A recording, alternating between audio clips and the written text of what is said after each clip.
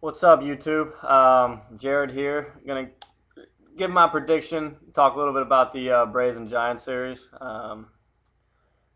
It's funny. I've heard a lot on ESPN that you know most of the analysts think that, I guess, other than Kurt Schilling, think that the Braves are going to lose in 4 or 5, and it obviously anything could happen. But what's frustrating me is the fact that they talk about the Braves not having any power in their lineup because they're missing Chipper and missing Prado. Well, obviously missing Prado hurts. You know, I think Chipper hurts us more now not having him in the field than he does, being a leader, and he is in the dugout, so he's helping then. And I love Chipper Jones. Don't get me wrong, but he wasn't swinging the bat great this year. I mean, obviously watching Conrad the last week or two of the season, he made a few errors, and then even Infante made an error against the Phillies that almost cost us pretty bad there. But you look at. I was listening. Tim Kurtzen the other day on ESPN talked about how there's never been a team that had their RBI leader of 80 or below, I believe, make the World Series, and he was referencing Brian McCann as our RBI leader with 77 RBIs.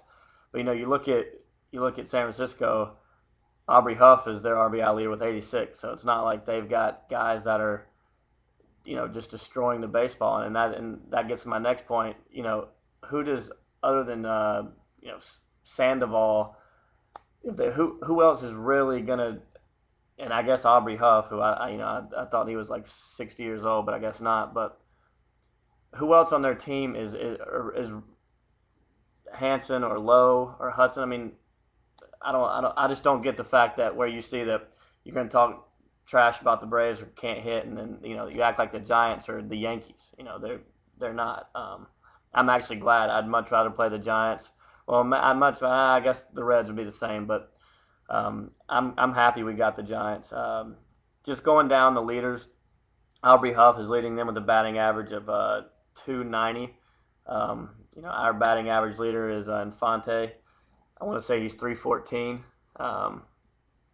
Our Prado, if you're looking at our stats, I know Prado, he's obviously going to hurt us being out, but he scored 100 runs for us. Aubrey Huff scored 100 runs for them. Aubrey Huff's batting average is 290. He leads the team. His OPS, he really leads the team in every offensive category. His OPS is 891. Hayward's being 849. Hudson 17 wins. Lincecum 16 wins.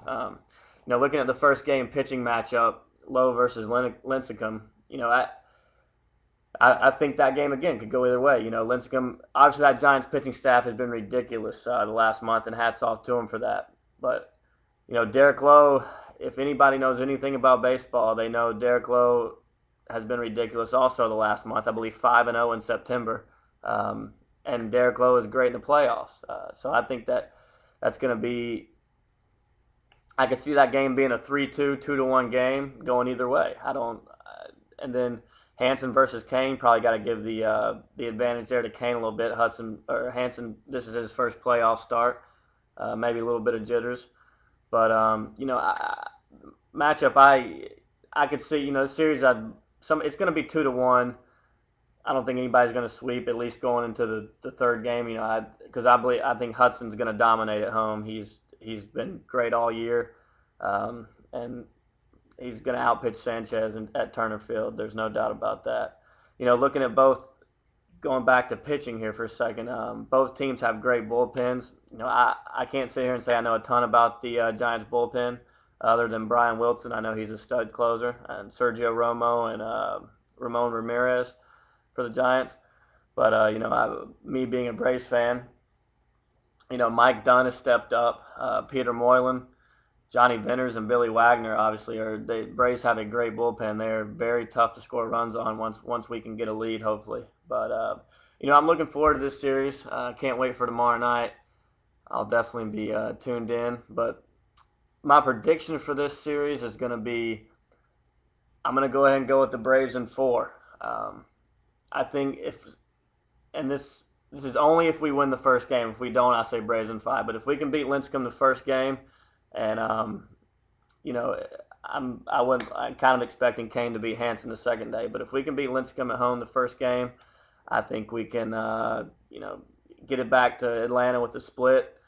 Lowe dominate against Sanchez, and then Hudson dominate against Sanchez game 3, and then probably Lowe versus Lincecum in game 4 again.